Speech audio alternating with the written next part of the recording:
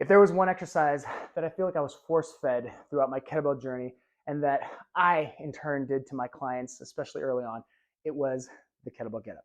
Now, don't get me wrong, there are many benefits with the kettlebell get-up. I think that there are a lot of valuable takes from it. Personally, I think it's an overrated movement because it's an overly complicated series of exercises that I think you would get better results from if you keyed in on the main components that are challenging for you. You're going to feel a lot better and you're going to have so much more enjoyment and better results from your training. Now, I know that's going to ruffle a lot of kettlebell feathers, and if you are not into kettlebells at all, I mean, you probably wouldn't be watching this video. If you're very into kettlebells and the kettlebell getup is like your freaking baby, then of course, you're not even going to watch the video. You're just going to dislike it right away and think I'm an idiot. However, I have a lot of experience with kettlebells and in kettlebell training to come from with this, so just hear me out.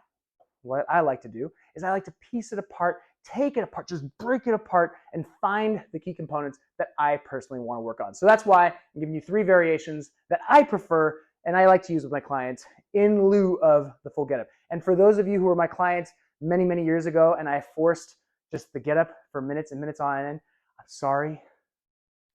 Please forgive me.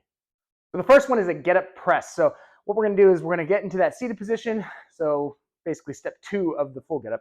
We're going to get that bell. We're going to start in the rack position rather than having that elbow straight. From here, I'm going to lift my hips off the ground. I'm going to pull my shoulder down so that I'm not shrugging in this position, gripping the ground with my bottom hand. I'm going to drive through that bent knee. I'm going to press up, hold for a second, getting that hip thrust in there, breathe, and then pull right back down, keeping the hips off the ground. So just this section alone, it's getting all my pushing muscles. I'm getting definitely some lower and upper body engagement and still great for building shoulder strength and stability. And I can focus in on reps or time sets and focus on one side and then the other.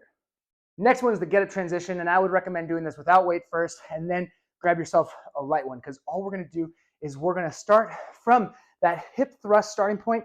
From there, we're going to bring that knee under and then we're going to come right back down. So that's all that we're going to be doing with this movement. So here, you can incorporate the press or you can keep it locked out, whichever works for you. Get those hips up from right here. All I'm going to do is bring that knee back. I'm going to have it hover and then right back to that starting position.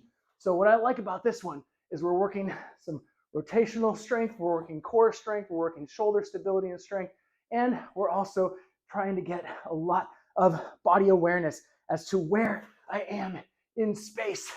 Oh, it is very challenging for that planted hand because it's taking the absolute brunt of this.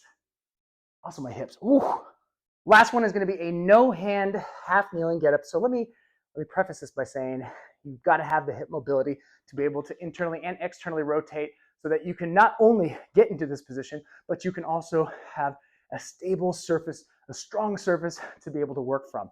So if you have that and you've practiced and mastered that, then by all means, let's give this one a go. So we're going to start from the ground. We're going to come up into that seated position. We're going to start if the bell's in our left arm. We're going to bring our feet, our knees to the right. From here, I'm going to hip drive, get my hips up off the ground, and then get into that half kneeling position. Come right back into that starting position. I can do this with nice, slow, controlled cadence, or I can add a little momentum to it and make it a little bit more dynamic. Now, if I wanted to make this a little bit easier, I would just go from this position, from the rack position, add the press if I'd like. Otherwise, the focus here is that transition from the ground into that half kneeling position without using your hands. That to me is an invaluable movement pattern that the more you practice and the stronger you get at it, the more resilient you'll be. So to give these a try, if you're already proficient with the getup, you can go a little bit heavier. If you're not, go lighter and just focus on form. Make sure that you feel good and you feel strong and comfortable in every single position. And by comfortable, I don't mean like you can do this, yawning and with a pina colada in your hand. I mean that you feel like it's within your capabilities, your body's range of motion, your strength levels. So if that all feels good, then by all means try it. And again, if the getup is just one of those things that you absolutely love and it checks up all the boxes, then by all means, you do you, boo. But if you want to focus in, you want to get better at specific pieces of the getup, then I think this is going to be for you. So give them a try. Let me know what you think. Follow for more.